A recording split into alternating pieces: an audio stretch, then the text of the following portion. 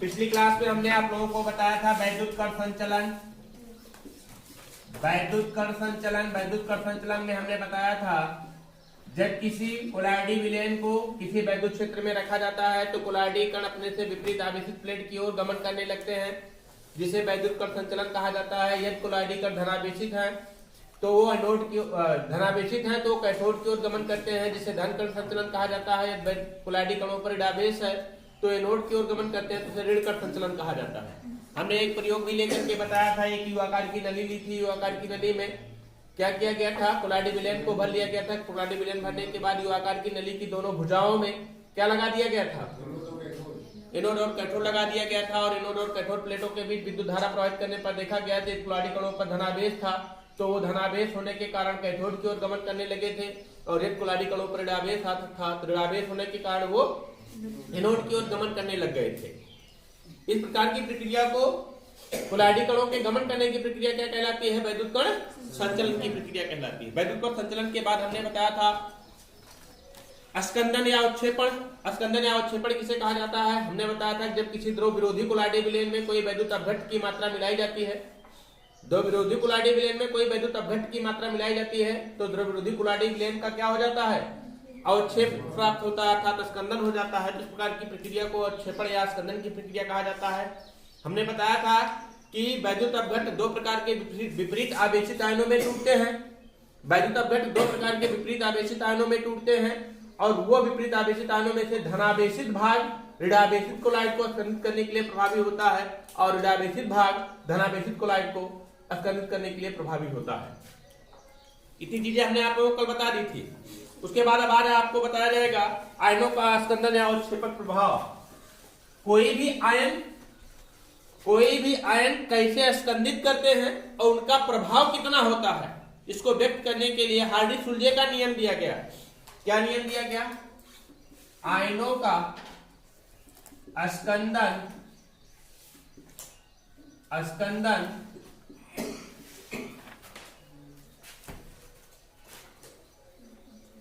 आयनों का स्कंदन या उत्क्षेपक प्रभाव।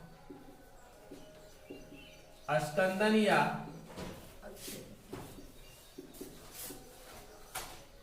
अवक्षेपक प्रभाव, या इसी को कहते क्या है हम, हार्डी-सुलजे का नियम। क्या कहते हैं, हार्डी-सुलजे का नियम। बहुत इंपॉर्टेंट है हार्डी-सुलजे का नियम, बहुत इंपॉर्टेंट है। बोर्ड एग्जाम के दृष्टिकोण से पूछा जाता है हार्डी-सुलजे का नियम किसे कहा जाता है। हमने आप लोगों को बताया कि अभी तक प्रयोगों द्वारा यह ज्ञात हुआ कि धनावेशित कोलाइड को स्कंदित करने के लिए वैद्युत अपघट्ट का ऋणावेशित भाग प्रभावी होता है, और ऋणावेशित कोलाइड को स्कंदित करने के लिए वैद्युत अपघट्ट का धनावेशित भाग प्रभावी होता है। धनावेशित भाग प्रभावी होता है। इसी को व्यक्त करने के लिए इसी को एक रूल में व्यक्त किया गया, जिसे कौन सा नियम कहा गया, हार्डी-सुलजे का नियम कहा गया। हार्डी-सुलजे के नियम में बताया गया कि किसी साल के अवक्षेपण में वह आयन प्रभावी होता है जिसका आवेश चिन्ह, किसी साल के स्कंदन में वह आयन प्रभावी होता है जिसका आवेश चिन्ह कोलाइड कणों के आवेश के क्या होता है, विपरीत होता है। जैसे मान लीजिए आर्सेनियम सल्फाइड सॉल्ट हमने यहां पर दिया था, आप लोगों को बताया था ना, आर्सेनियम सल्फाइड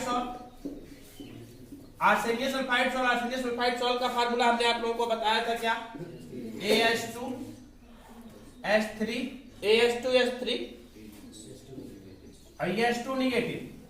मतलब ये कौन सा आवेश है, कोलाइडी कणों पर कौन सा आवेश होता है, यहाँ पर ऋणावेश होता है। कोलाइडी कणों पर कौन सा आवेश होता है, ऋणावेश होता है। अब इसमें एक वैद्युत अपघट्ट मिलाया गया, वो वैद्युत अपघट्ट कौन था, बेरियम क्लोराइड था, BaCl2 था, बेरियम क्लोराइड था। और बेरियम क्लोराइड यहाँ पहुंच करके टूट गया किसमें, Ba2 positive plus 2Cl negative में। क्योंकि कोलाइडी कणों पर कौन सा आवेश है, ऋणावेश है, तो वैद्युत अपघट्ट टूटा किसमें, Ba2 पॉजिटिव में, Cl निगेटिव में।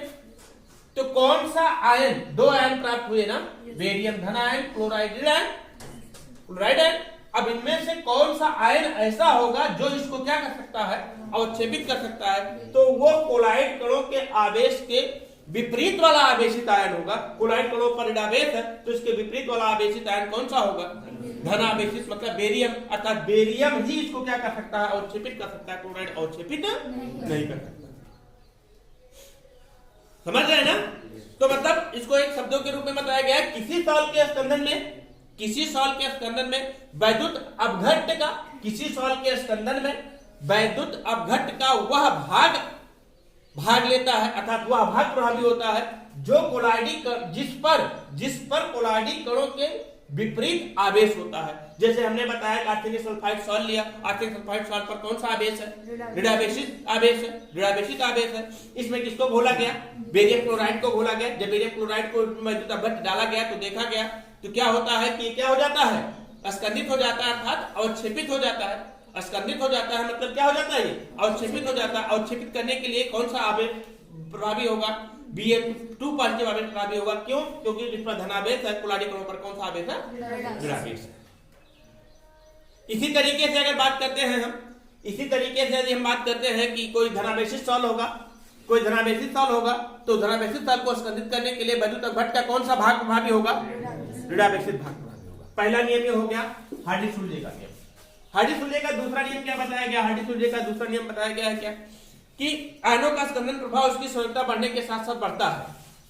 आयनों का स्कंदन प्रभाव मतलब कि ये आयन है ना, यही तो इसको स्कंदित कर रहे हैं ना, ये आयन है ना, यही तो इसको स्कंदित कर रहे हैं। इसका प्रभाव किसी भी कोलॉइडी विलेन को स्कंदित करने के लिए कि कौन सा आयन अधिक प्रभावी होगा? जिस आयन की संयोजकता सबसे अधिक होगी। जैसे ऋणावेशित सॉल्ट को स्कंदित करने की बात करते हैं तो एक मान लीजिए Na पॉजिटिव है, दूसरा है मान लीजिए आपका Mg2 पॉजिटिव आयन है, और तीसरा है मान लीजिए An ट्रिपल पॉजिटिव आयन है।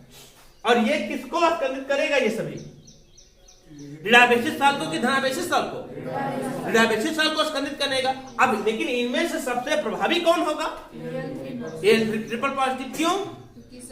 क्योंकि इसकी संयोजकता सर्वाधिक है, अर्थात ये अधिक प्रभावी होगा। हार्डी-सुलजे का दूसरा नियम यही बताया गया है। और देख लीजिए, जैसे मान लीजिए आपका Cl निगेटिव है, O डबल निगेटिव है और PO4 ट्रिपल निगेटिव है, तो ये सभी किसको स्कंदित करने के लिए प्रभावी होंगे? धनावेशित को, ऋणावेशित सॉल्ट को? धनावेशित सॉल्ट को। अब लेकिन इसमें पर कौन सा ऐसा आवेश होगा जो सबसे अधिक प्रभावी होगा? PO4 ट्रिपल निगेटिव, क्योंकि इसकी संयोजकता कितनी है? 3 है, अर्थात सभी सबसे अधिक प्रभावी यही होगा। मतलब कि हार्डी-सुलजे का दूसरा नियम दिया गया है, हार्डी-सुलजे का दूसरा नियम यही दिया गया है, किसी सॉल्ट को अवक्षेपित करने के लिए वह आयन सर्वाधिक प्रभावी होता है जिस पर संयोजकता सर्वाधिक होती है। समझ गए ना? इन्हीं नियमों को दिया किसने? हार्डी-सुलजे। समझ गया सबको ना? तो लिखिए,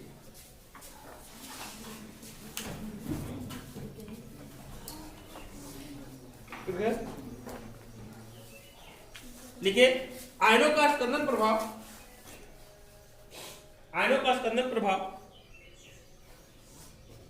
उसके आवेश के चिन्ह और उसकी संयोजकता पर निर्भर करता है। उसके आवेश के चिन्ह और उसकी संयोजकता पर निर्भर करता है।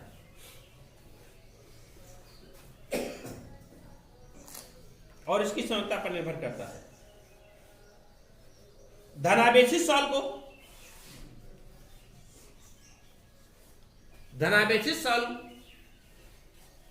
को स्कंदित करने में ऋणायन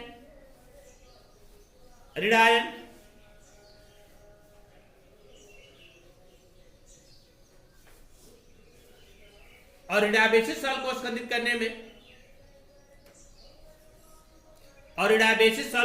करने में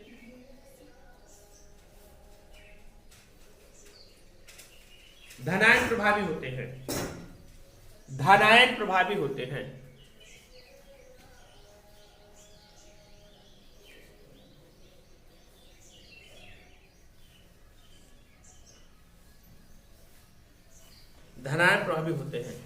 डेलान्स के हार्डी-सुलजे के नियमानुसार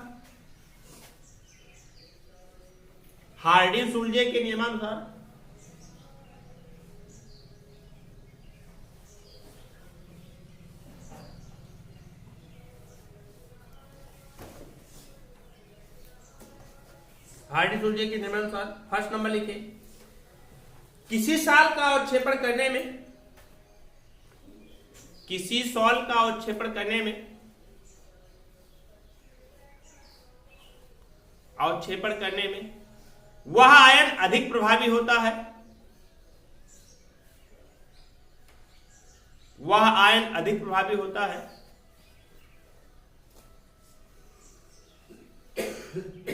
जिसके आवेश का चिन्ह, जिसके आवेश का चिन्ह कोलाइडी कणों के आवेश के विपरीत होता है, कोलाइडी कणों के आवेश के विपरीत होता है।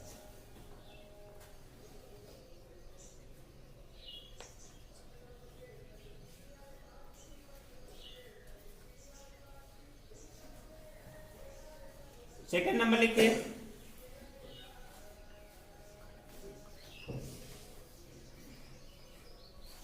आयनों का स्कंदन प्रभाव, आयनों का स्कंदन प्रभाव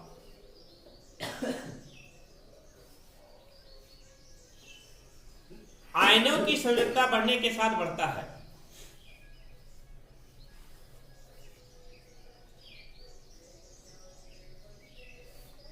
आयनों की संयोजकता बढ़ने के साथ बढ़ता है, आयनों का स्कंदन प्रभाव आयनों की संयोजकता बढ़ने के साथ बढ़ता है।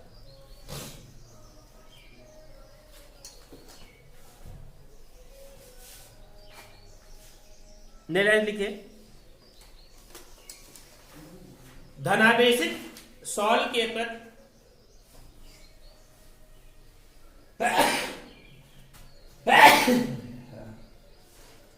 धनावेशित सॉल के प्रति धनायनों का स्कंदन प्रभाव, धनावेशित सॉल के प्रति ऋणायनों का स्कंदन प्रभाव, धनावेशित सॉल के प्रति ऋणायनों का स्कंदन प्रभाव निम्नलिखित क्रम में बढ़ता है।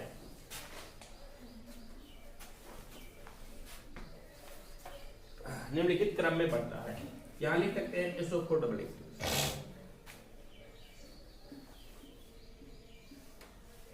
ये वाला लिखिएगा, ये वाला लिखिएगा आप लोग।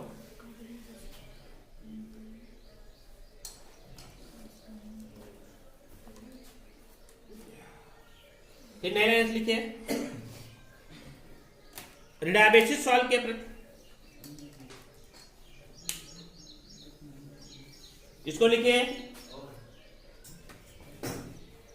का ना,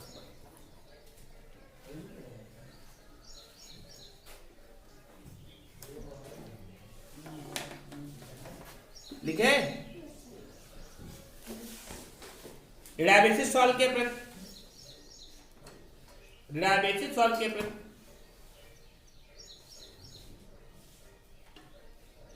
धनायनों का स्कंदन प्रभाव, धनायनों का स्कंदन प्रभाव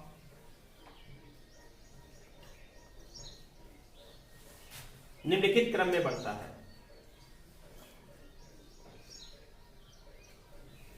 निम्नलिखित क्रम में बढ़ता है।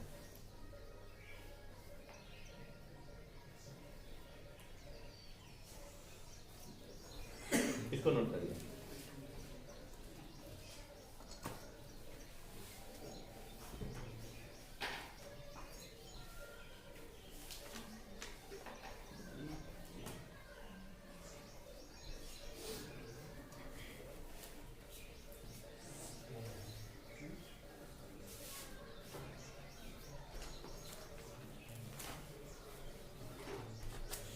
इसको नोट किए। अब वैद्युत अपघट्ट का ऊड़न मान पूछा जाता है। ऊड़न मान किसे कहते हैं?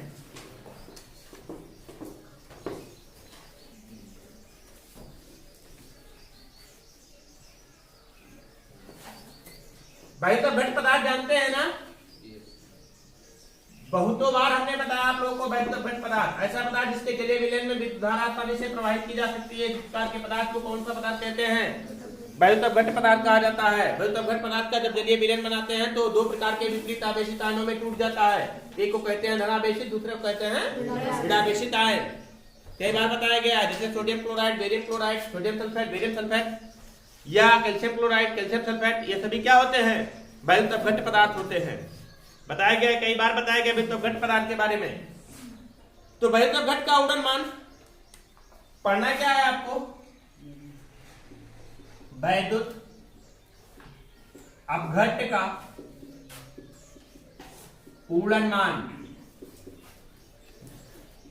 आपको पता होना चाहिए कि अभी हमने बताया कि कोई भी कुलाडी विलयन लेते हैं, कोई भी कुलाडी विलयन लेते हैं, इस कुलाडी विलयन में कोई वैद्युत अपघट्ट डाल देते हैं। ध्रुव विरोधी कुलाडी विलयन लेते हैं, ध्रुव विरोधी कुलाडी विलयन लेते हैं। ध्रुव विरोधी कुलाडी विलयन में कोई भी वैद्युत अपघट्ट मिलाया जाता है तो ध्रुव विरोधी कुलाडी विलयन का अवक्षेपण हो जाता है।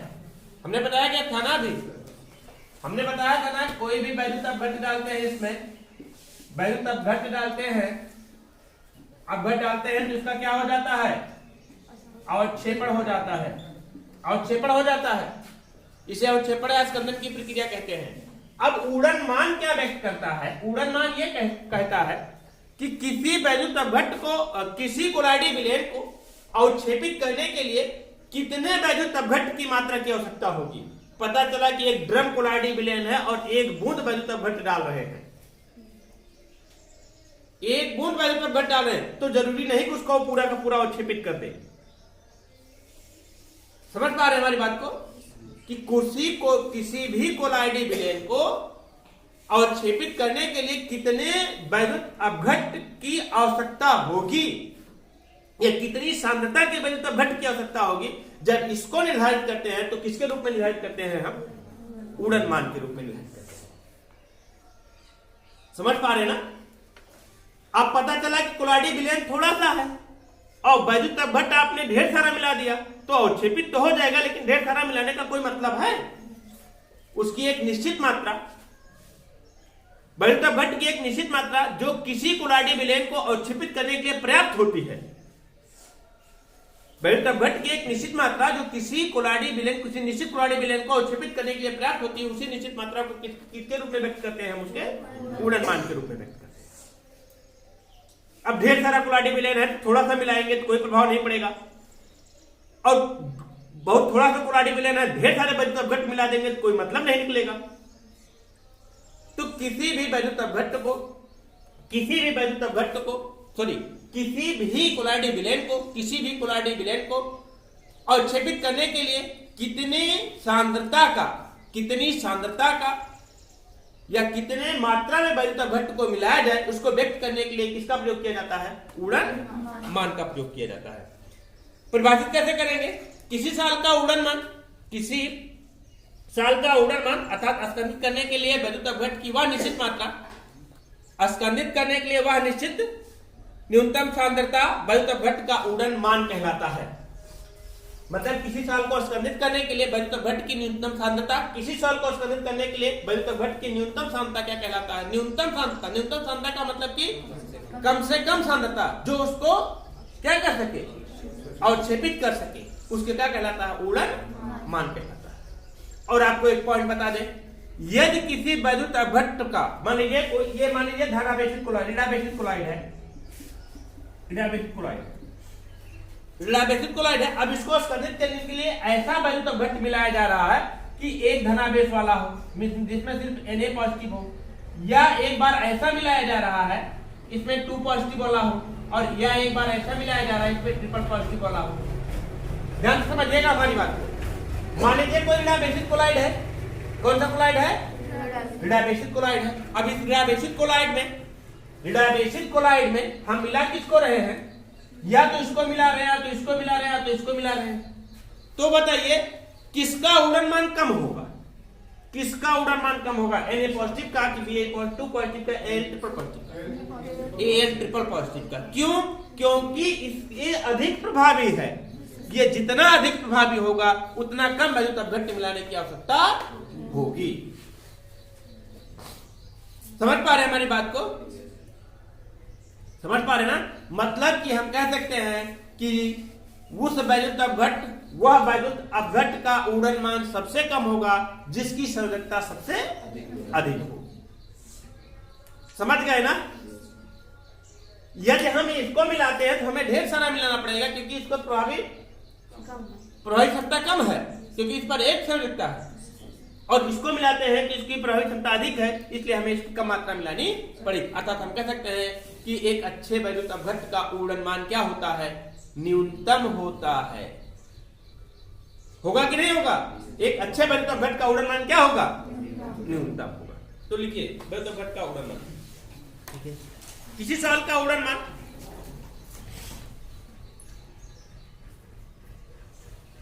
किसी सवाल का ऊर्ध्वन मान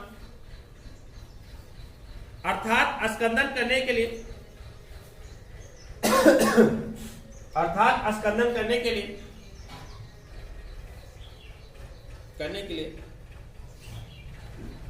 आवश्यक वैद्युत अपघट्ट की न्यूनतम सांद्रता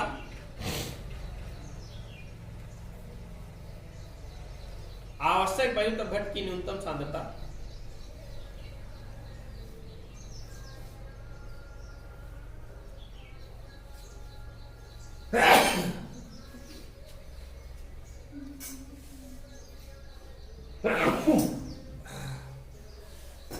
आवश्यक वैद्युत अपघट्ट की न्यूनतम सांद्रता वैद्युत अपघट्ट का ऊर्ध्वन मान कहलाता है।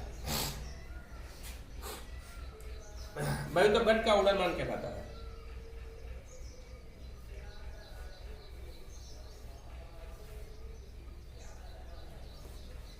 ऊर्ध्वन मान कहलाता है।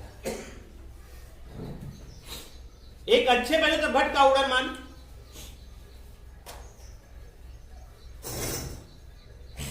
एक अच्छे वैद्युत अपघट्ट का ऊर्ध्वन मान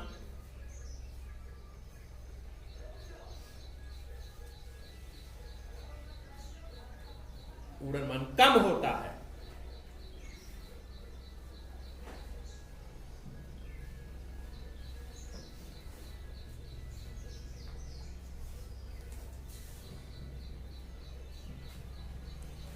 वैद्युत अपघट्ट में उपस्थित आयनों की संख्या बढ़ने के साथ साथ वैद्युत अपघट्ट में उपस्थित आयनों की संख्या बढ़ने के साथ साथ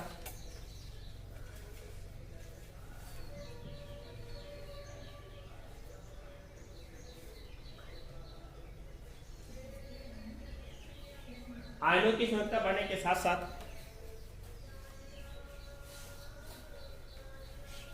आयनों की संख्या बढ़ने के साथ साथ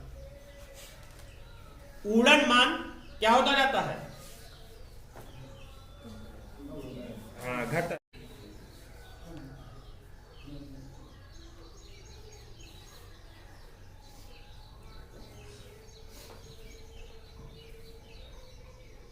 अर्थात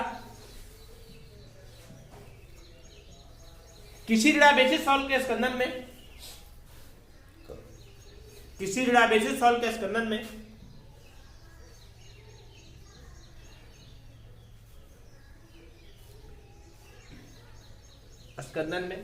त्रिसंयोजकता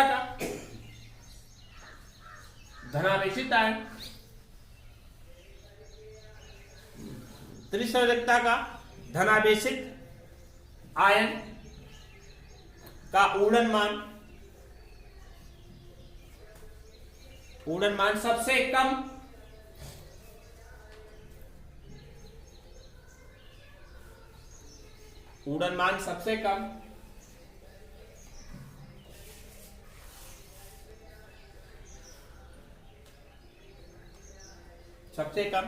और एक संयोजक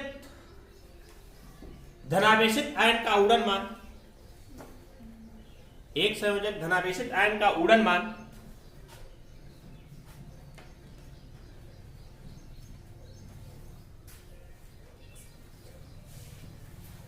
सबसे अधिक होता है।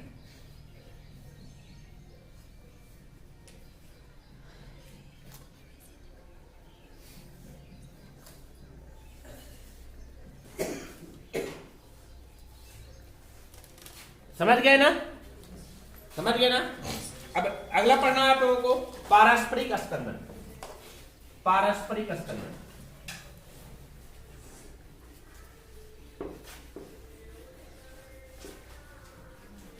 पारस्परिक स्कंदन। पारस्परिक स्कंदन किसे कहा जाता है, आइए देखते हैं, बहुत आसान है।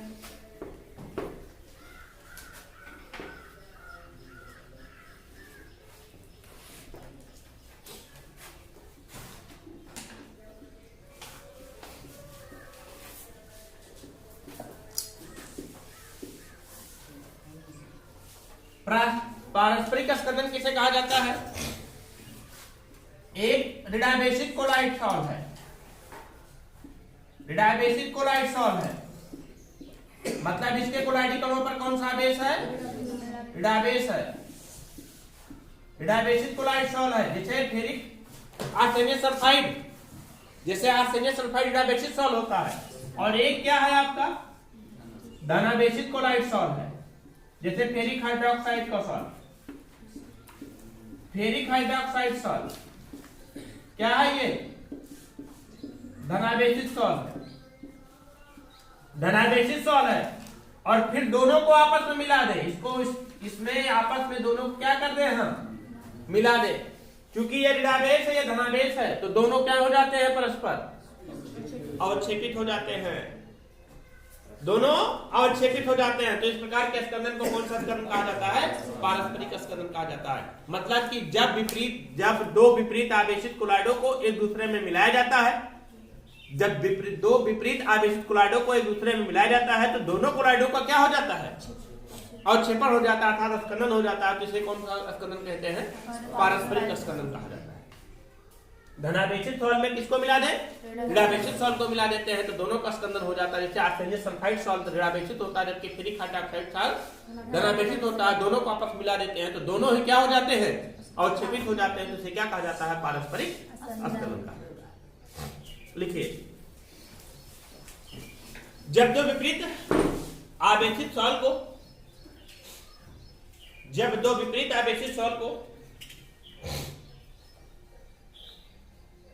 एक दूसरे में मिलाते हैं, तो जब दो विपरीत आवेशित सॉल्व को एक दूसरे में मिलाते हैं, तो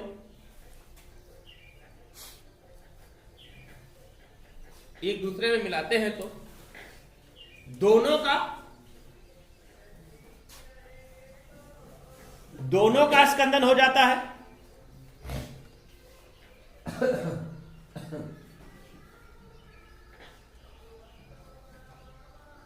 स्कंदन हो जाता है। तो इस प्रकार के स्कंदन को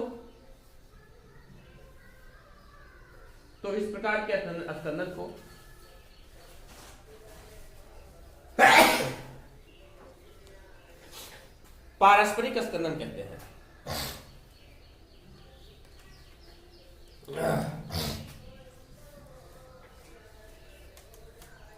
पारस्परिक स्कंदन कहते हैं। जैसे आर्सेनियम सल्फाइड सॉल्व ऋणावेशित है, आर्सेनियम सल्फाइड सॉल्व ऋणावेशित होता है,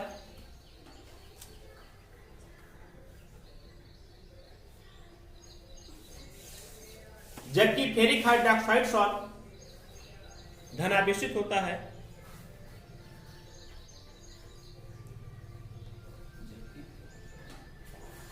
फेरिक हाइड्रोक्साइड सॉल्व धनावेशित होते हैं,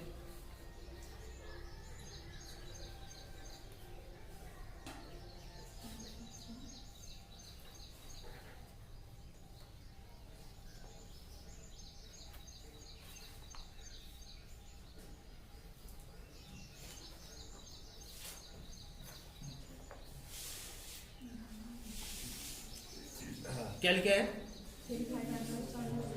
हाँ, फेरिक हाइड्रोक्साइड सॉल्व धनावेशित होता है। दोनों को आपस में मिलाने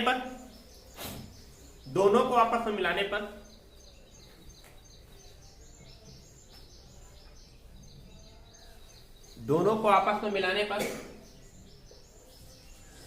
फेरिक हाइड्रोक्साइड सॉल्व और आर्सेनियम सल्फाइड सॉल्व दोनों ही फेरिक हाइड्रोक्साइड सॉल्व और आर्सेनियम सल्फाइड सॉल्व दोनों ही अवक्षेपित हो जाते हैं, दोनों ही अवक्षेपित हो जाते हैं।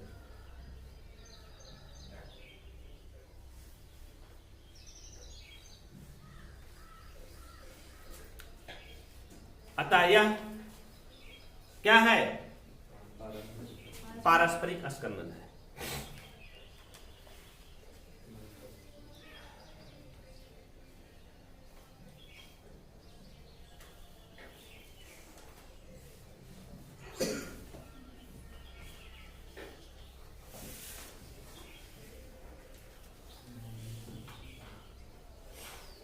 अब हेड डालिए, रक्षण, प्रोटेक्शन।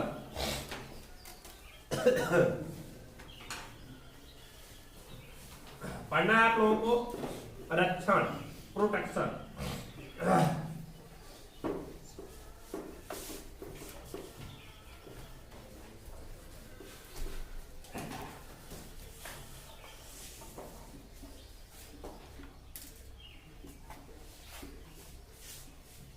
प्रोटेक्शन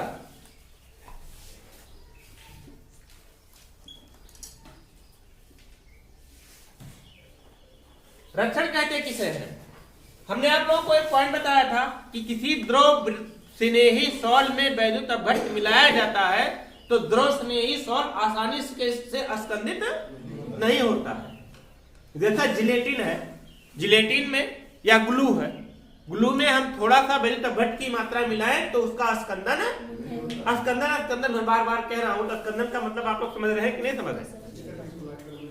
थक्का बनना और छेप बन जाना। किसी वैद्युत अपघट्ट को मिलाने पर उसका थक्का बन जाए, कुलाडी विलयन का थक्का बन जाए तो उसे क्या कहते हैं? स्कंदन या अवक्षेपण की प्रक्रिया कहा जाता है। जैसे दूध का फटना या अवक्षेपण की प्रक्रिया ही होती है। स्कंदन ही होता है, दूध का फटना अवक्षेपण की प्रक्रिया होती है, अर्थात स्कंदन की प्रक्रिया ही होती है। हमने आपको बताया था कि किसी द्रव स्नेही कोलाडी विलयन में कोई वैद्युत अपघट्ट की मात्रा मिलाई जाती है तो द्रव स्नेही कोलाडी विलयन आसानी से स्कंदित नहीं होता, किंतु द्रव विरोधी कोलाडी विलयन में वैद्युत अपघट्ट की मात्रा मिलाई जाती है तो पदार्थ आसानी से स्कंदित हो जाता है। जैसे मान लीजिए यहाँ पर हम ले रहे हैं कोई द्रव स्नेही कोलाइड। क्या ले रहे हैं हम? द्रव स्नेही कोलाइड। द्रव स्नेही कोलाइड, और यहीं पर ले रहे हैं हम क्या? द्रव विरोधी कोलाइड। क्या ले रहे हैं? द्रव विरोधी कोलाइड ले रहे हैं।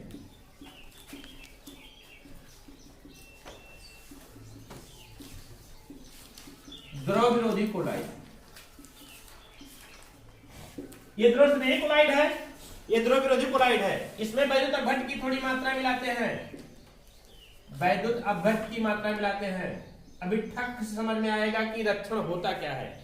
वैद्युत अपघट्ट मिलाते हैं, वैद्युत अपघट्ट मिलाते हैं तो अस्कंदन नहीं होता, अस्कंदन नहीं होता है ना। लेकिन इसमें मिलाते हैं वैद्युत अपघट्ट की मात्रा, वैद्युत अपघट्ट मिलाते हैं इसमें तो अस्कंदन हो जाता है, अस्कंदन होता है। इतना समझ है ना? हमने बताया कि द्रव स्नेही कोलाइड है, द्रव स्नेही कोलाइड में वैद्युत अपघट्ट मिलाते हैं तो उसका स्कंदन आसानी से नहीं होता। द्रव विरोधी कोलाइड है, द्रव विरोधी कोलाइड में वैद्युत अपघट्ट मिलाते हैं जिसका स्कंदन आसानी से हो जाता है ना। अब क्या करें कि हमें द्रव विरोधी कोलाइड का भी स्कंदन रोकना है। किसके द्वारा? वैद्युत अपघट्ट के द्वारा। कि मतलब वैद्युत अपघट्ट मिला दें तो द्रव स्नेही कोलाइड का स्कंदन ना हो, तो उसके लिए हमें क्या करना पड़ेगा? यहां पर हमें कोई थोड़ा सा क्या मिलाना पड़ेगा? द्रव स्नेही कोलाइड मिलाना पड़ेगा। कोई भी द्रव स्नेही कोलाइड मिला दे यहां पर तो किसी भी द्रव विरोधी कोलाइड में, किसी द्रव स्नेही कोलाइड को मिलाने के बाद वैद्युत अपघट्ट की थोड़ी सी मात्रा मिलाते हैं तो द्रव विरोधी कोलाइड का स्कंदन नहीं होता है। तो इस प्रकार की प्रक्रिया क्या कहलाती है? रक्षण की प्रक्रिया कहलाती है। तथा जिस द्रव स्नेही कोलाइड को मिलाने से द्रव विरोधी कोलाइड का स्कंदन रुक गया है तो उस प्रकार के कोलाइड को कौन सा कोलाइड कहते हैं? हम रक्षी कोलाइड कहते हैं। क्या कहते हैं? रच्छी कोलाइड कहा जाता है। नहीं समझ में आ रहा हो तो फिर से एक बार देख लीजिए, यहीं पर हम दूसरा एग्जांपल लेकर के आपको बताते हैं। जैसे मान लीजिए आपका आर्सेनियस सल्फाइड सॉल्ट है, आपको पता होना चाहिए कि आर्सेनियस सल्फाइड सॉल्ट एक द्रव विरोधी सॉल्ट होता है। यह फेरिक हाइड्रोक्साइड सॉल्ट है। क्या है? फेरिक हाइड्रोक्साइड सॉल्ट है। फेरिक हाइड्रोक्साइड सॉल्ट, ये फेरिक हाइड्रोक्साइड सॉल्ट है। इस फेरिक हाइड्रोक्साइड में अगर हमने कुछ अभी नहीं मिलाया है और इसमें वैद्युत अपघट्ट की थोड़ी सी मात्रा मिला देते हैं तो यह स्कंदित हो जाता है। लेकिन अगर इसके स्कंदन को हमें रोकना है तो फेरिक हाइड्रोक्साइड सॉल्ट में पहले हम क्या मिला दें? जिलेटिन मिला दें। क्या मिला दें? जिलेटिन मिला दें। और जिलेटिन क्या है? क्योंकि द्रव स्नेही कोलाइड है, जिलेटिन मिला दें। और जिलेटिन मिलाने के बाद अब इसमें वैद्युत अपघट्ट की मात्रा मिला देते हैं। क्या मिलाते हैं? वैद्युत अपघट्ट की मात्रा मिलाते हैं। तो वैद्युत अपघट्ट की मात्रा मिलाने से इसका स्कंदन नहीं होता है।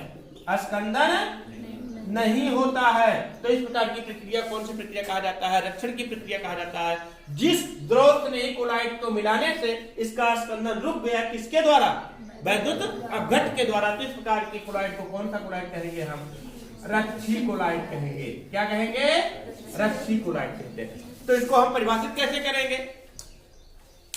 किसी द्रव स्नेही, किसी परिभाषित कैसे करेंगे?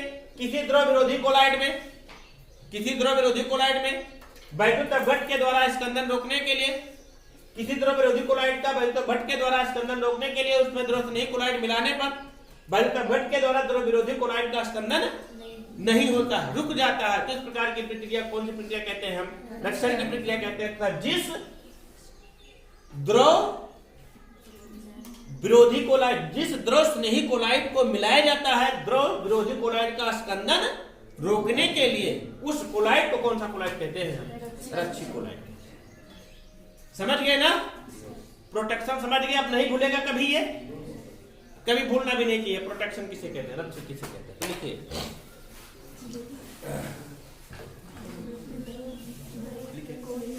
किसी द्रव विरोधी सॉल्ट में, किसी द्रव विरोधी सॉल्ट में द्रव स्नेही सॉल्ट डालने पर, किसी द्रव विरोधी सॉल्ट में द्रव स्नेही सॉल्ट डालने पर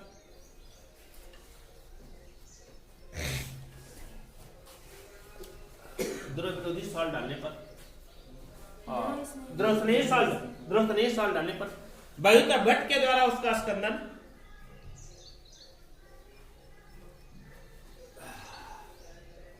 नहीं किया जा सकता है।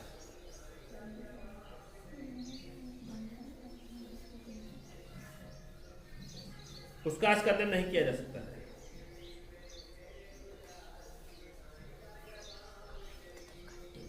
जैसे जैसे गोल्ड सॉल्ट में थोड़ा जिलेटिन डालने पर, गोल्ड सॉल्ट में थोड़ा जिलेटिन डालने पर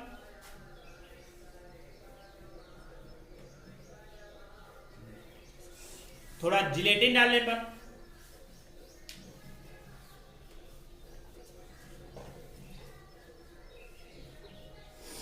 गोल्ड सॉल्ट का वैद्युत अपघट्ट के द्वारा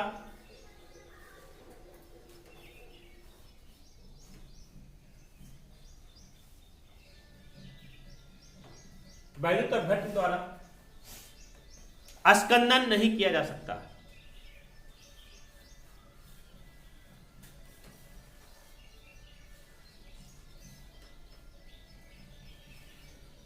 सरलता से स्कंदन नहीं किया जा सकता।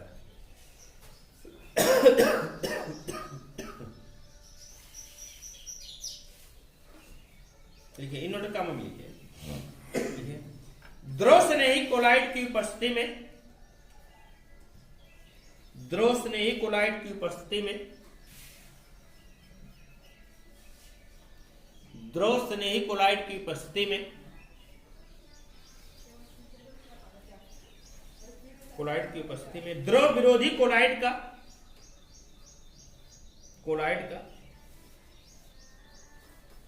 द्रव विरोधी कोलाइड का वैद्युत अपघट्ट द्वारा स्कंदन रुक जाना,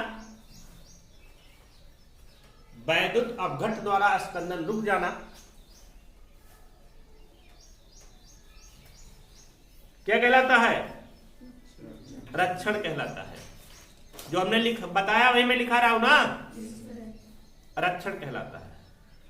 जिस द्रव स्नेही कोलाइड की उपस्थिति में, जिस द्रव स्नेही कोलाइड की उपस्थिति में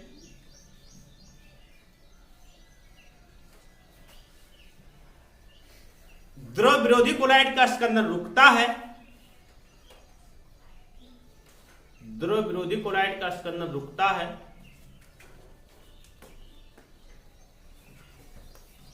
उसे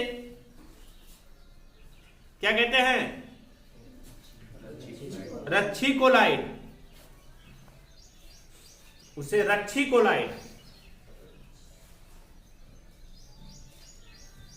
और जिस द्रव विरोधी कोलाइड का, जिस द्रव विरोधी कोलाइड का स्कंदन रुकता है उसे रक्षित कोलाइड कहते हैं। क्या कहते हैं? रक्षित कोलाइड कहते हैं। इसका मतलब समझ रहे हैं कि किसी द्रव स्नेही कोलाइड की उपस्थिति में द्रव विरोधी कोलाइड का स्कंदन रुक जाना, रक्षण की प्रक्रिया। किसके द्वारा स्कंदन रुक जाना? वैद्युत अपघट्ट के द्वारा स्कंदन रुक जाना रक्षण की क्रिया कहलाती है। तथा जिस द्रव स्नेही कोलाइड की उपस्थिति में द्रव विरोधी कोलाइड का स्कंदन रुकता है उसे क्या कहते हैं हम? रक्षी कोलाइड। और जिस द्रव विरोधी कोलाइड का रक्षण रुकता है उसे क्या कहते हैं हम? रक्षित कोलाइड कहते हैं। जैसे मान लीजिए फेरिक हाइड्रोक्साइड सॉल्ट है, मान लीजिए फेरिक हाइड्रोक्साइड सॉल्ट है, अब इसको इसमें मिला देते हैं, क्या थोड़ा सा हम क्या मिला देते हैं? जिलेटिन मिला देते हैं, फिर वैद्युत अपघट्ट की मात्रा थोड़ी सी डालते हैं तो इसका स्कंदन नहीं होता है। किसके कारण नहीं होता है?